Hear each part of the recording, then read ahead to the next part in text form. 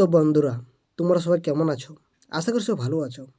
তো বন্ধুরা, তোমরা আজকে অন স্ক্রিনে দেখতে পাচ্ছ, আপনি কি কখনো অন্য চাকরি পেলে প্রাথমিক স্কুলের শিক্ষকের চাকরি ছেড়ে দেবেন? তো এই প্রশ্নটা বন্ধুরা আজকে আমরা আলোচনা করব। তো তোমরা অনেকে এটা প্রথমে বলবে, না না না, আমরা ছেড়ে দেবো না। তো বন্ধুরা, এটা কিন্তু আপনারা একেবারে ভুল উত্তর দিচ্ছেন।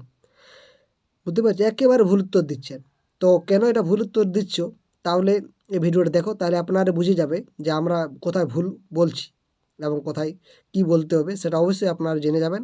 তো অবশ্যই ভিডিওটা দেখবেন। তো এরকম ধরনের কিন্তু আমাদের চ্যানেলে ভিডিও আমাদের তৈরি হয়ে থাকে, এবং এই প্রশ্নটা কিন্তু 2022-এ যে ইন্টারভিউ হচ্ছে বা হয়েছিল, সেইখানে কিন্তু আলোচনা করা হয়েছে। বুঝতে পারছো? তাই অবশ্যই তোমরা ভিডিওটি শেষ পর্যন্ত দেখবে। তো চলো, আর বেশি কিছু বলছি না, ভিডিওটা কিন্তু আমাদের শুরু করতে হবে। তো দেখতে পাচ্ছ, তাহলে প্রথম প্রশ্ন কী রয়েছে, আপনি কি কখনো অন্য চাকরি পেলে প্রাথমিক স্কুলের শিক্ষক এর চাকরিটাকে ছেড়ে দেবেন? তো অনেকে আপনার বলবেন না, কিন্তু এটা একেবারে ভুল। তো কেন, তার কারণটা দেখতে পাচ্ছ এখানে, আমরা এরপরে জানবো। কি বলছি দেখো, আন্তরিকতাভাবে বলতে গেলে শিক্ষকতা আমার কাছে শুধুমাত্র পেশা নয়, এটা ভালো লাগার জায়গা। তো আপনাদেরকে এরকমভাবে বলতে হবে যে এটা পেশা নয়, এটা কিন্তু আমাদের ভালো লাগার জায়গা। এটা বাস্তবিক আবেগ, এটা একটা বাস্তবিক আবেগ। কিন্তু যদি অন্য কোনো চাকরি, বিশেষত আমার শিক্ষাগত যোগ্যতার নিরিখে যদি উচ্চ কোনো পদে আসীন হওয়ার সুযোগ আসে, তখন সেটা আমি অবশ্যই করব। দেখতে পাচ্ছ? তাহলে এরকমভাবে আপনাদের কিন্তু উত্তর বলতে হবে। অর্থাৎ আপনাকে যদি বলে, তাহলে আপনি বলবেন, হ্যাঁ, শিক্ষকতাটা একটা পেশা বলবো না, কারণ এটা একটা ভালো লাগে জায়গাও বটে, তার সাথে সাথে একটা আবেগ রয়েছে। হ্যাঁ, এবং তোমরা বলতে পারো যে আমাদের বাচ্চাদের সাথে ভালো লাগে থাকতে, এটাও বলতে পারো।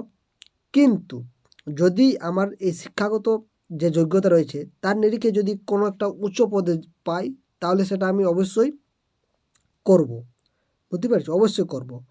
এবং তারপরে দেখো, আবার এমনভাবে আমরা বলছি, তারপর দেখো মানে একেবারে সেই লাস্ট লাস্ট ফিনিশিংটা কেমনভাবে দিচ্ছি দেখো। এই ফিনিশিংটা ম্যান ইম্পর্ট্যান্ট। বুঝতে পারছো? তো যেমন মহেন্দ্র সিং ধোনি কেমন ফিনিশিং দেয়, হ্যাঁ, তো এই ফিনিশিংটাও আপনাদেরকে মনে রাখতে হবে। আপনি কেমনভাবে শেষে আপনার কথাটা বলছেন। তো দেখো কীভাবে, তারপর আপনি কি বলবেন দেখো, যদিও সমাজ গড়ার কারিগর একজন শিক্ষক, ফিনিশিংটা দেখো, হ্যাঁ, সমাজের প্রতি ও ছাত্রছাত্রীর প্রতি একটা বিশেষ ভালোবাসা কাজ করবেই, তবুও আমি মনে করি আমার শিক্ষাগত চাকরি ছেড়ে দেওয়ার যে শূন্যতা সৃষ্টি হবে, তা পরিপূর্ণ করার জন্য অবশ্যই কোনো না না কোনো উপযুক্ত ব্যক্তি তা পূরণ করবেন, এই আশা রাখি। দেখো ফিনিশিংটা দেখো, কত সুন্দরভাবে কিন্তু দেওয়া হচ্ছে এখানে। কি বলছে দেখো, যদিও সমাজ গড়ার কারিগর একজন শিক্ষক, হ্যাঁ,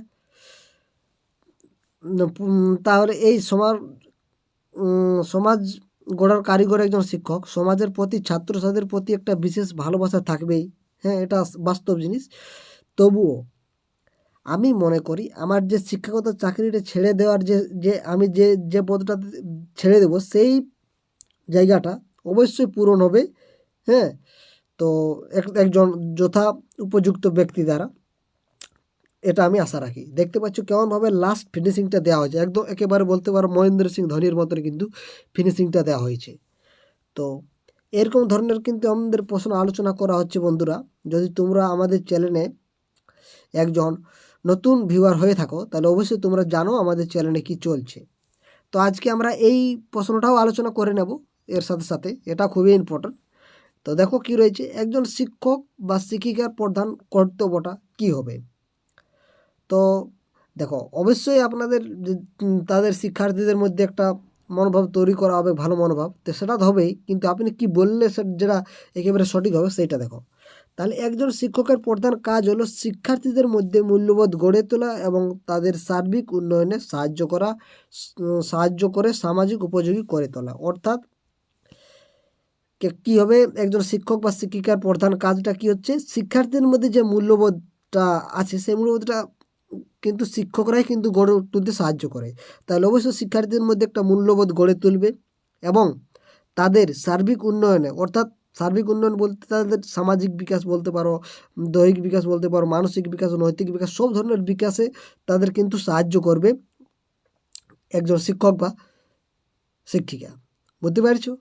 তাহলে শিক্ষক বা শিক্ষিকা কোথায় কোথায় সাহায্য করছে, তার বিভিন্ন দিকের বিকাশে সাহায্য করছে এবং শিক্ষার্থীদের মধ্যে একটা মূল্যবোধ গড়ে তুলতেও কিন্তু একজন শিক্ষক বা শিক্ষিকা সাহায্য করে থাকে।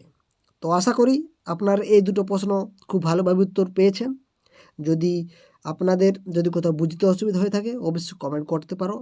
আমরা কিন্তু আপনাদের জন্যই 24 ঘন্টায় আছি। কোনো অসুবিধা হলে অবশ্যই কমেন্ট করতে পারো। তো আমরা এখানে ভিডিওটা শেষ করছি। আপনাদের কেমন লাগলো ভিডিওটা অবশ্যই কমেন্ট করে জানাতে পারো এবং পরবর্তী ভিডিওর জন্য অপেক্ষা করতে থাকো। ধন্যবাদ বন্ধুরা।